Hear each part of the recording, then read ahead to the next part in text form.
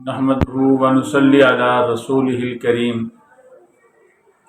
اما بعد فاعوذ بالله من الشيطان الرجيم بسم الله الرحمن الرحيم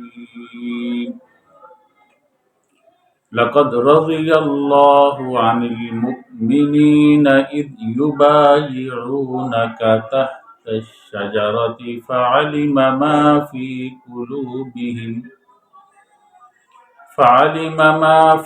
قلوبهم فأنزل السكينة عليهم وأثابهم فتحا قريبا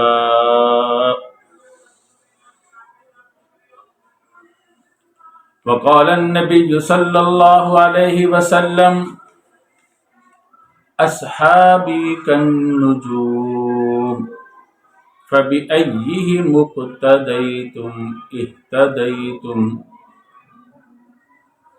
أو كما قال عليه الصلاة والسلام صدق الله العظيم وصدق رسوله النبي الكريم ونحن على ذلك لمن الشاهدين والشاكرين والحمد لله رب العالمین۔ بہت سے دوستوں نے درخواست کی ہے کہ صحابہ کرام رضوان اللہ تعالی علیہم اجمعین کے مزید فضائل بیان کیے جائیں۔ میں اس سے پہلے مجلس کے اندر قرآن کریم کی آیات، احادیث رسول صلی اللہ علیہ وسلم کی روشنی کے اندر صحابہ کرام رضوان اللہ تعالی علیہم اجمعین کے فضائل بیان کر چکا ہوں، اور اس انداز سے بیان کر دیے گئے ہیں کہ جس کے دل میں ادنا سے ادنا بھی ایمانی رمق ہے اس کے لیے وہ بہت کافی ہیں۔ مگر ساتھیوں نے پھر درخواست کی ہے کہ کچھ لوگ ایسے ہیں بد مذہب جو تاریخی روایات کی آڑ میں صحابہ کرام رضوان اللہ تعالی علیہم اجمعین پہ طعن و تشنیع کرتے ہیں۔ تاریخی روایات اگر ان کو سمجھ میں نہیں آتی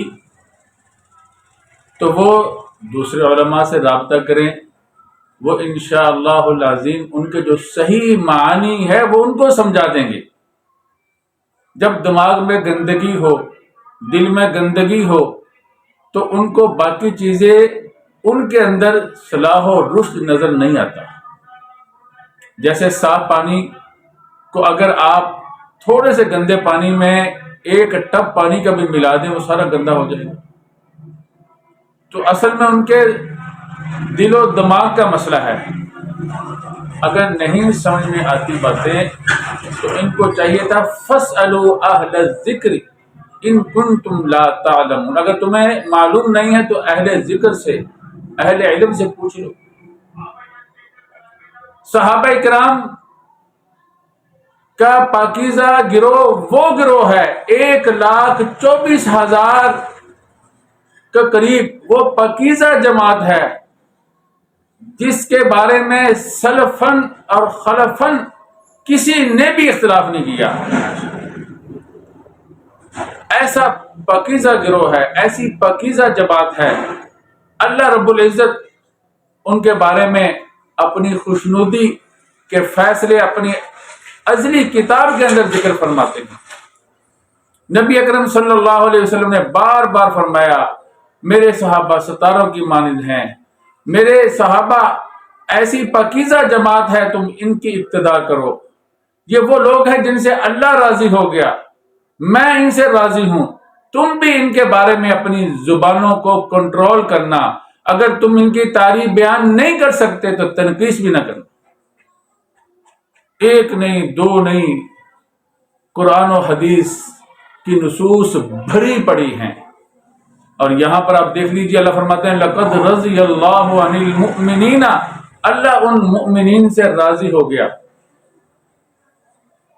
اِذْ يُبَايِعُونَكَ، یہ 1400 کی جماعت تھی.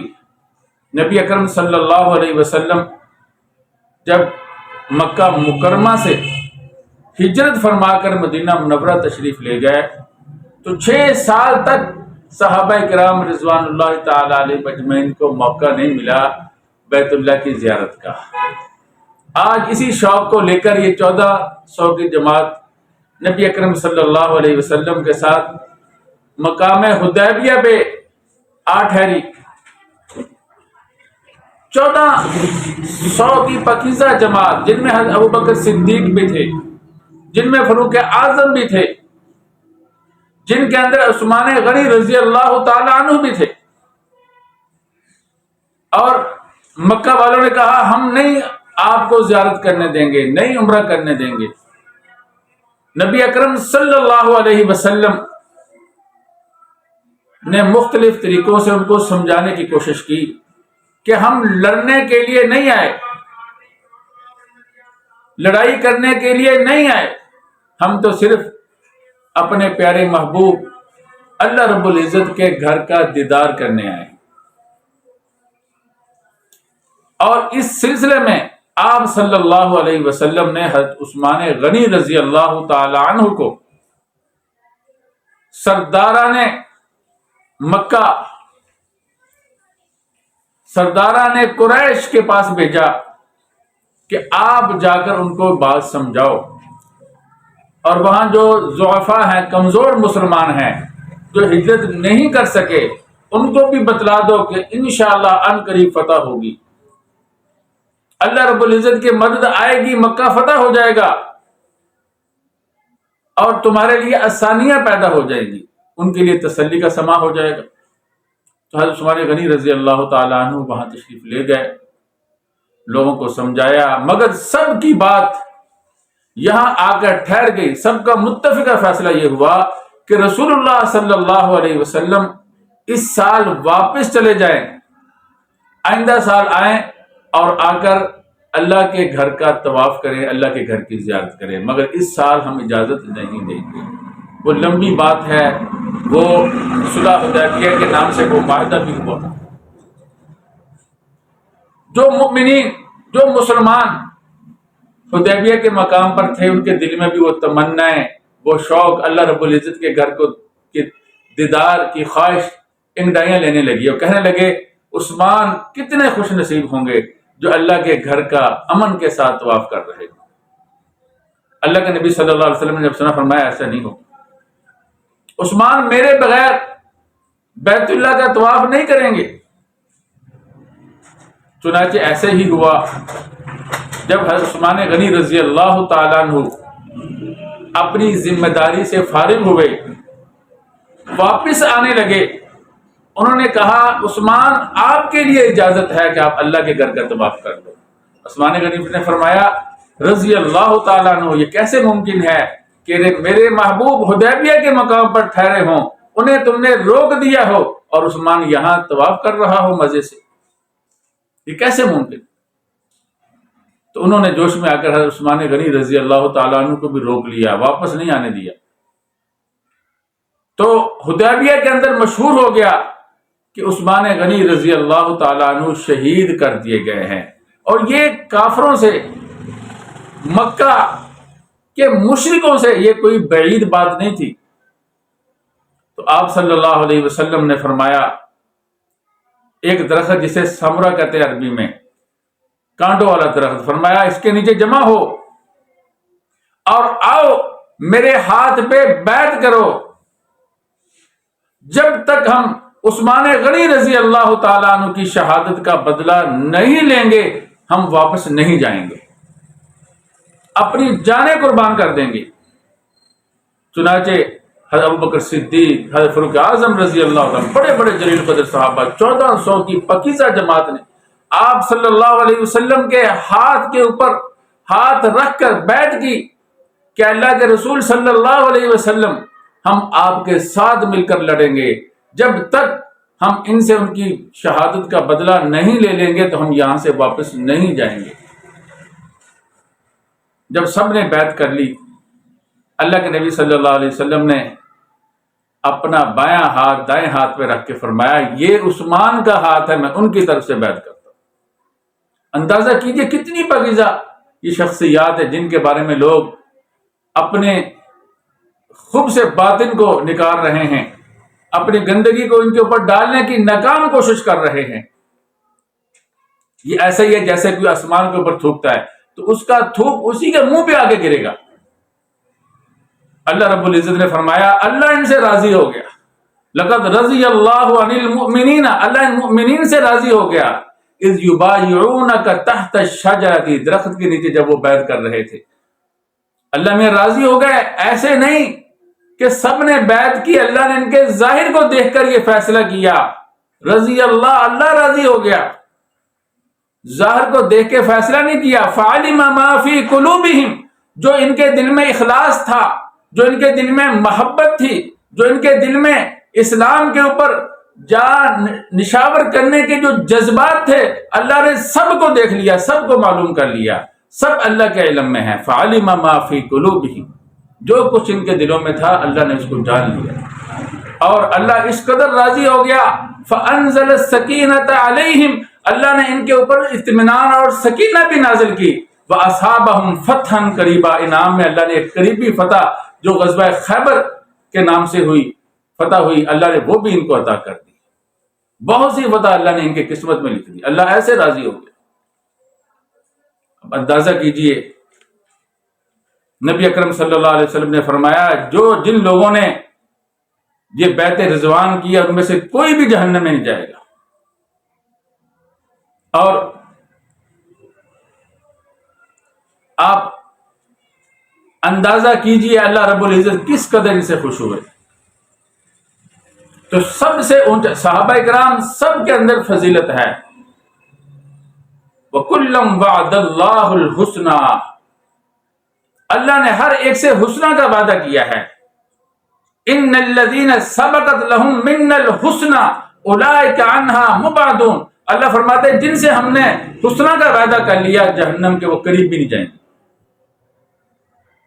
تو سب صحابہ سے اللہ تعالیٰ نے اچھائی کا وعدہ کر رکھا ہے۔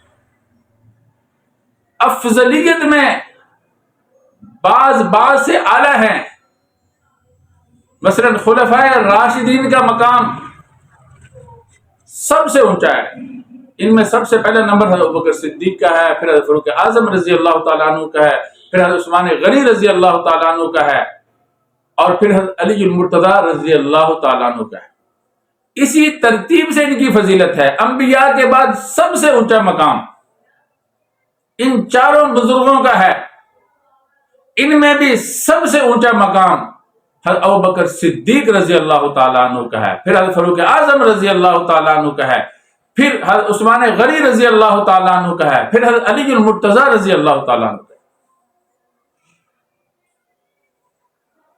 اور ان کے بعد پھر مقام ہے عشرہ مبشرہ کا۔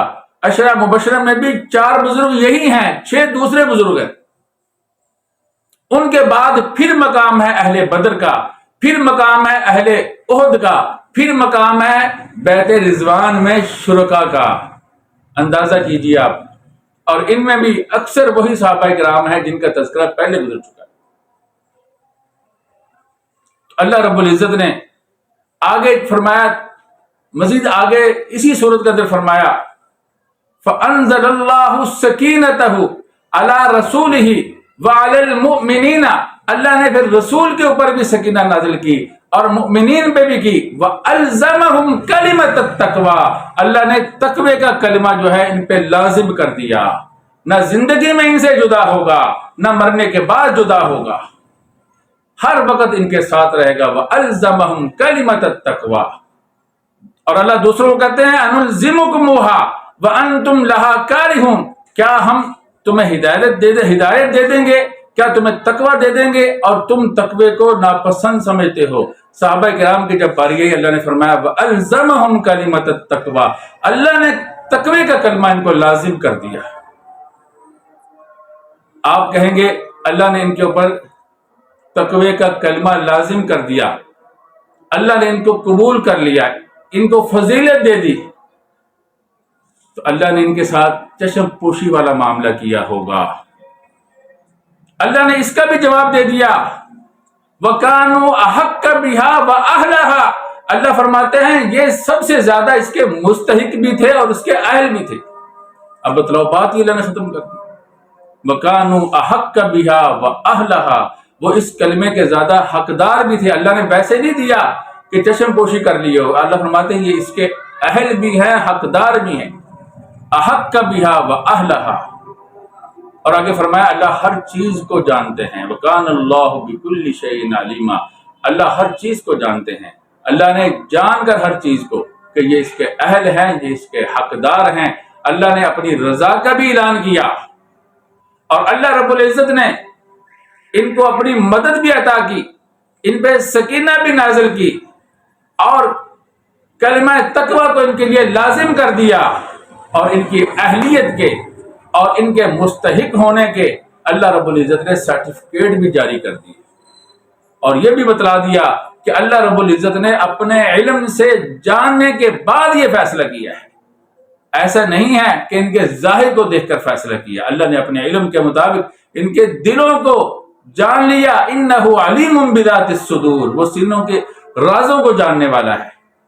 جس طرح منافقین کو، مشرکین کو، یہودیوں کو اللہ نے سینوں کے راز جان کر رسوا کیا، صحابہ کرام کے اخلاص کو جان کر، صدق نیت کو جان کر، ان کی محبت، ان کے عشق رسول، اللہ رب العزت کے بارے میں عظمت کو جان کر اللہ رب العزت نے پوری دنیا کے بارے میں، دنیا کے سامنے اعلان کر دیا کہ اللہ نے ان کو آزما لیا ہے، یہ بالکل سچے، نیک اور پکے مخلص لوگ ہیں۔